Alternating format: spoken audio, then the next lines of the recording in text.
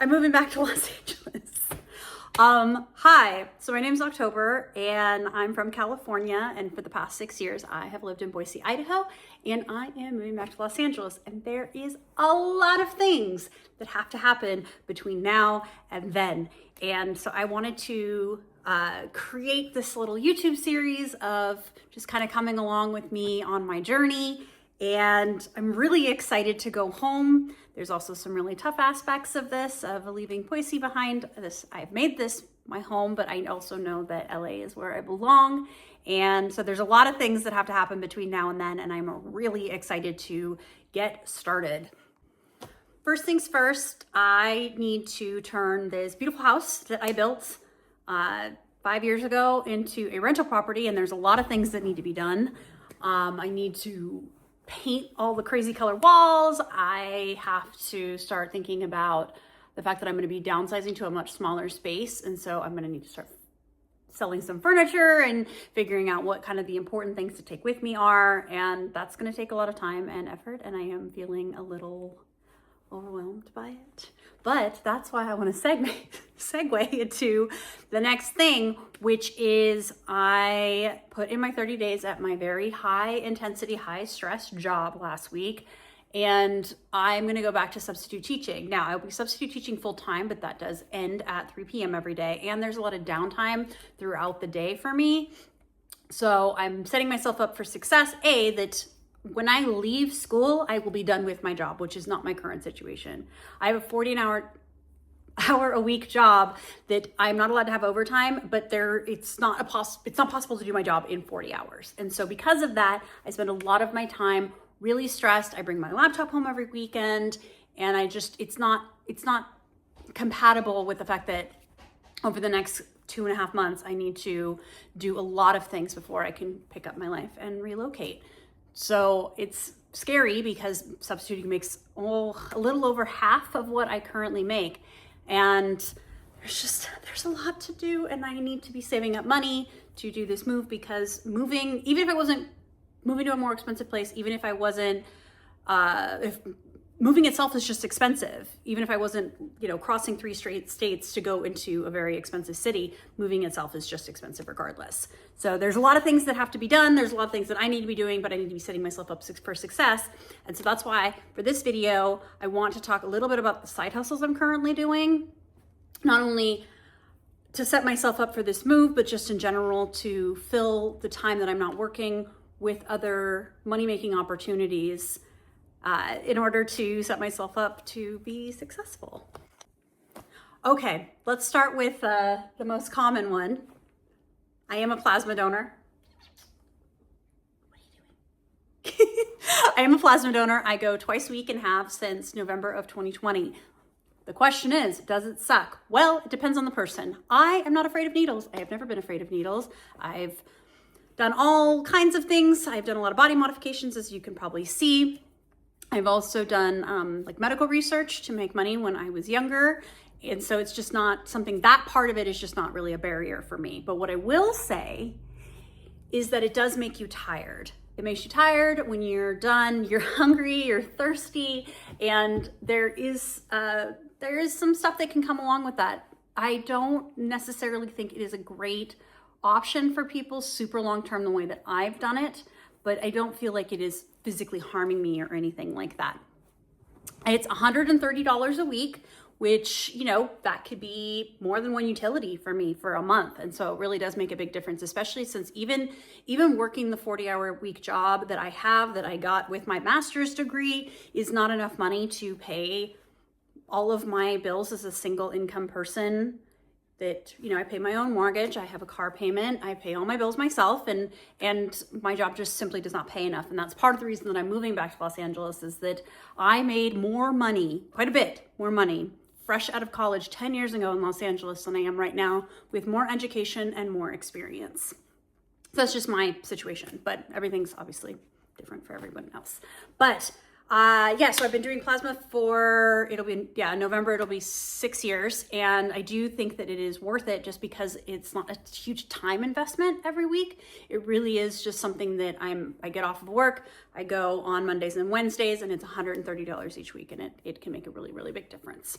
The second thing I want to talk about is I'm a brand ambassador. I'm / promotional model, and I've been doing that for, goodness, 13, 14 years, something, a long time. And I love doing it. I love going to events. I love giving away free alcohol. It's the one job that I've done that I know that everyone is happy to see me, because I'm always giving things away, whether it's what one would call swag or free shots or whatever it might be. So it's always something kind of positive, and the pay can be decent. It can be very good. It depends on the gig. It depends on the company. I have worked with a couple different agencies over my time doing it. Feel free to reach out if you have any questions or you want suggestions on how to get started. It does make it easier if you're a woman, I'm not gonna lie, or I should say feminine presenting. So it just, it's a case-by-case basis, but it's been something that has been very lucrative for me for a long time. It wasn't something I was able to do kind of right out the gate when I moved to Boise, A, because it was COVID, and B, because there wasn't as big of a market. But now I'm able to do it a few times a month, and it can be $70 to $80 for 2 hours. You can make a lot more if it's a longer event, and it's something I genuinely really enjoy doing. Something that's a little bit smaller volume, but there are some additional perks, is I am signed up to a couple different websites that do secret shopping. Now, these are not high-paying gigs. So maybe if I go to, let's say, a fast food restaurant and I get a meal that costs up to $20, they'll reimburse me for the $20. Maybe I'll get $15 on top of that to do the little report. So it's not big money. Or maybe I have to go tour an apartment complex, and you get $35 for going and touring the apartment complex. That is a case-by-case basis on, do you think this is worth the money? But it is an option out there. It's just, when people talk about secret shopping, a lot of time they make it seem a lot more grand than what you can just, if you're just Googling and you find a website and you hop on that website, you're able to accomplish. So it's personal preference. I pick them up every now and then. It's usually food, because you get reimbursed for the food. And I'm like, it's free lunch, and it's like 10 minutes to fill out the report. Okay, so now everything I've talked about so far has been leaving your home. And I'm assuming if you're interested in a video about side hustles and making side cash, you probably want to hear about things that you can do from your phone or a laptop or whatever, right? Fair enough. I agree with you. So what I want to say before I start talking about all of these opportunities is I am not sponsored. I'm not affiliated. I'm going to post links to websites that I use down below. They may be like my personal referral link. I will notate that if that's the case, but I am going to share things that I have personally made money doing. None of these are scams. I'm not going to tell you that you can scroll TikTok and make $500, because that's not true. Those are BS. And I'm going to share things that I have personally had success with. Even if it's a small amount of success, I will be realistic with you regardless.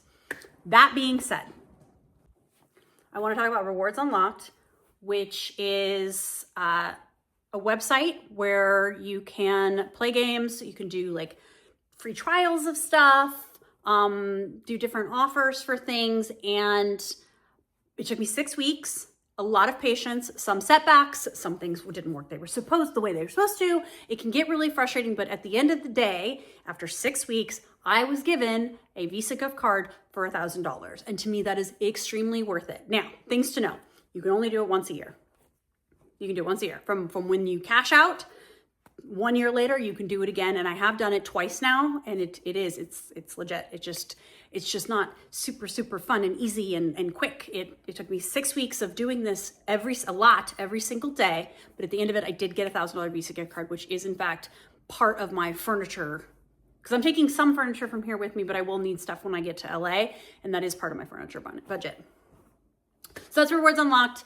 It's worth it. It can be really frustrating at times. You have to be really patient, but it is worth it.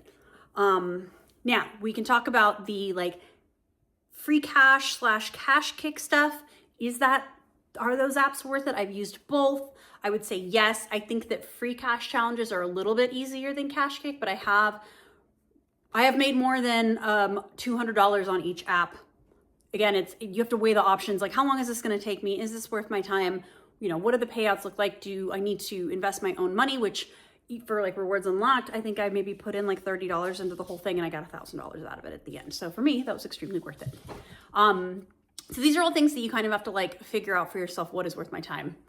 What is a monetary amount that makes things worth the investment for me? So just something to think about. So yeah, so I've done Cash Kick in the past. I'm currently doing free cash, and I think I've made like, I don't know, $60 in the past week. And that again, those are things that can make a big difference depending on what your overhead is like. I have pretty high overhead for someone that lives in Idaho, and so it makes a difference to me, and I think that it's totally worth it. Okay, now it's time to get a little controversial. I help train AI models. Now, everyone in my real life would have probably something similar to say. AI is destroying the planet. I don't disagree. Don't cancel me. I know. I am well aware that AI is bad for the planet. I also know that I have done job interviews recently, and they've all asked me, hey, so how do you keep up with AI progression? Well, how do you utilize AI? Where do you see the future of AI being? We cannot stop it. I'm sorry, we can't. It's an inevitable. Technology is going to continue to move and grow, and all we can do is what we can. And so for me, for $20 to $25 an hour, I help train these AI models to be better so they're not giving out bad information. Now, does that mean I think that you should be using it to do your homework? Absolutely not. Do I think that it should be answering simple questions of things that you can just Google, something that we've had available to us for 25 years? No, but I do think that things are heading that direction, and get your piece of the pie. I just am a believer of get your piece of the pie. So what I do is I had to qualify. So there are a couple of qualification tests basically to make sure that you are smart enough to do it, and that you can be honest, because if you use another LLM or use AI in the qualification, they will bust you. I obviously didn't do it, but I've heard stories about people getting in trouble and getting kicked off the platform for basically using AI to try and train AI. That defeats the whole purpose. So what I've found it to be sort of difficult.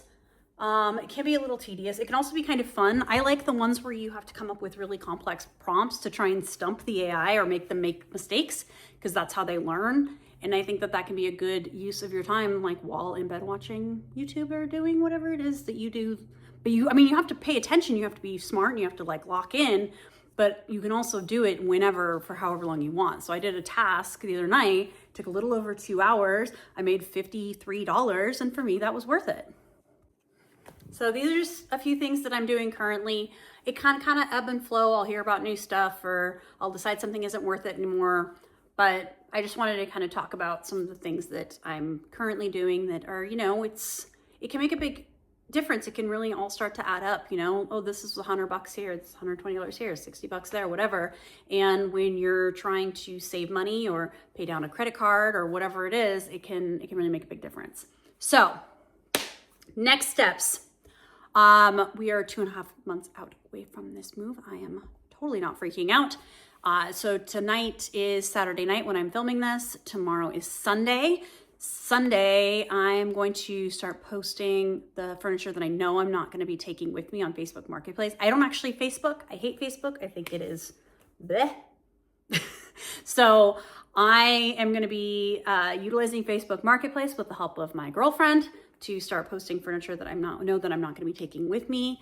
And I'm not really looking forward to that part of it, but it feels like some progress needs to be made in that direction of just being able to downsize things. And that's kind of the next step in this move process. So hope you guys enjoyed this video. Please like, subscribe, comment. If you have any questions about anything I talked about today, please let me know. I will have some helpful links in the description box.